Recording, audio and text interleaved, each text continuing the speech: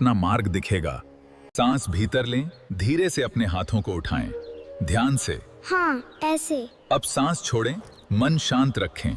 बेटी, ध्यान से सुनो, योग सिर्फ शरीर नहीं, मन को मजबूत बनाता है।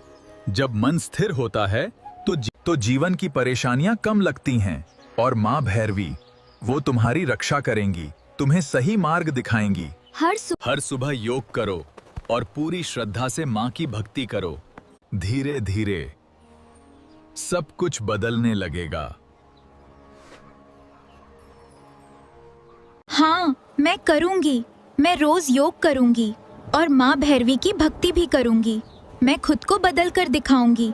उसने हार नहीं मानी, हर दिन योग किया। धीरे धीरे उसका जीवन बदलने लगा। पिता है, मैंने सच्ची लगन से माँ भैरवी की भक्ति की और हर दिन श्रद्धा से योग किया। अंततः माँ की कृपा से मेरे जीवन। अब वो बदल चुकी थी, ध्यान से पढ़ाई करती थी और हर दिन बेहतर बन रही थी। अब वो हर काम मन से करने लगी थी, घर का ध्यान रखती थी। जिसे वो कभी समझ नहीं पाई, आज वही लड़की बदल चुकी थी। उसकी मेहनत, उसकी भक्ति, सब दिखने लगा था। ये मेरी बेटी है।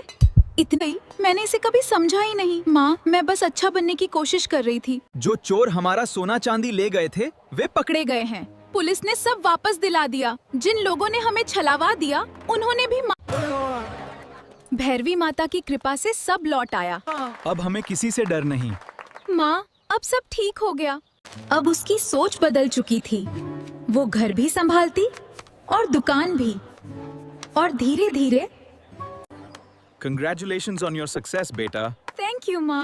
It's because of you both. We are so proud of you, my child. कड़ी मेहनत, माता पिता का आशीर्वाद और विश्वास से हम यहाँ तक पहुँचे हैं। अगर सद्गुरु ने मुझे योगा और देवी भैरवी की भक्ति न सिखाई होती तो मैं आज यहाँ तक नहीं पहुँचती। मेहनत तुम्हारी होगी, लेकिन भैरवी माँ तुम्हें ऐसी सफलता देंगी जो तुम सोच भी नहीं सकते। भैरवी माँ की कथा एक सच्चाई है। भैरवी माँ पार्वती का एक शक्तिपीठ है। अगर आप भैरवी शक्तिपीठ के दर्शन करना चाहते हैं तो त्रिपुरा राज्य जाएं। यदि लिंग भैरवी के दर्शन चाहिए तो ईशा फाउंडेशन में जाएं, जहां सद्गुरु ने लिंग भैरवी